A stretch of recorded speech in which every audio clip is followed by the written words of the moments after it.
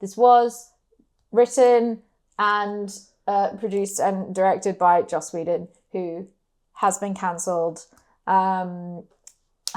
It's very difficult to talk about any of these films if you're going to avoid the man in its entirety and his work in his entirety. So I think for me personally, I can't speak for you. I often do try to avoid the works of problematic people that I feel moved to do so with. But I also think, as a crew member in this industry, I think it does a disservice to the hundreds, and there were hundreds of people that worked on this film, of people that put in, their skills. It's their trade, it's their passions. It was, half a year or more of their lives. So I think that we're just going to approach this film appreciating them and the work that they put into this, rather than I would also like to flag as well, because it was me that picked out the 3 films for Elsa to choose from last time. It's a poor mistake on my behalf that I completely forgot that Joss Whedon was involved with this film. But I think it's okay. I honestly do think it's okay. We're not here to talk about but bloody hell, he's a good director though. No one's making that comment. No. It's just, it's unfortunate. And yes, it sucks that there are crappy people that do crappy things, but make but I do art think, or things that people love and can appreciate. I do think it's one of those things that maybe I will just think about in the future when we're plucking out these films, because I just saw the Avengers and I was like, oh yeah, the Avengers. We haven't talked about Marvel yet. We'll do that. So there's a really good book I read recently, actually. It's called Monsters.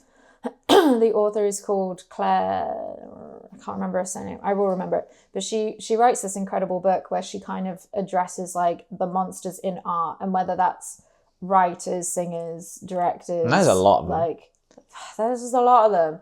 And the big one actually that she talks about is Woody Allen and Roman Polanski. And it's really interesting the way she talks about it, and it's really difficult as just in our industry, and just I guess in life. I think that there's plenty of things that I have been a fan of or am a fan of that are big parts of your life, because art becomes a big part of your life, whether it's music or film or books or whatever it is.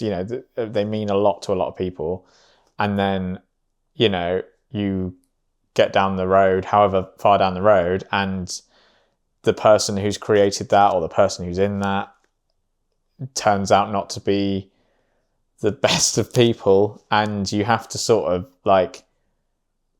you have to reconcile with that, and you have to sort of and it's very difficult to shut off your sort of, because often as well with art and music and film, you don't necessarily choose to like something, it almost without wanting to sound really pretentious, it almost picks you in a way, because you can't really control whether you like a song, or do you know what I mean?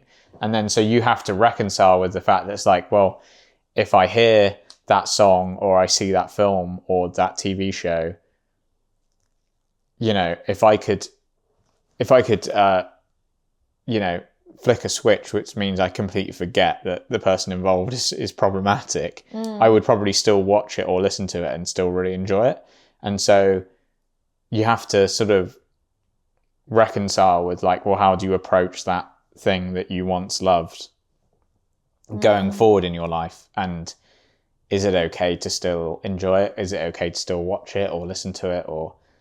And it's a difficult thing, and I don't think it's a thing that can be easily answered. Do you know what I mean? It's Yeah, easily... I think it's also, I mean, to sort of like, I guess, add to that, it's such a, when I say art, this is not me sat here calling this Marvel film art, but like, I mean, by that, I mean like any of the creative arts. So yeah. Like if you're a sculptor or a painter or a filmmaker or, you know, any of these things, a fashion designer, whatever, all of those things evoke emotional responses from people, and that's why it's so personal. Yeah. Because it's not just like, I don't know, like you eat some food from a chef that tasted really good and then you find out the chef was, you know, an asshole.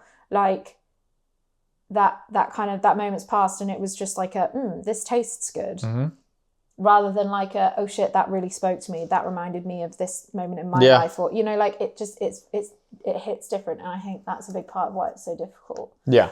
Yeah, I don't know. I'm still not totally like decided, I guess, on where I stand. I think everybody has to figure it out for themselves and take it on a case by case basis. Because there are some people, and I'm not going to get into names, but like there are some people whose works I watch or listen to now, and all I can think about while I'm watching it or listening to it or, you know, just appreciating it is their crimes or what they did. Yeah.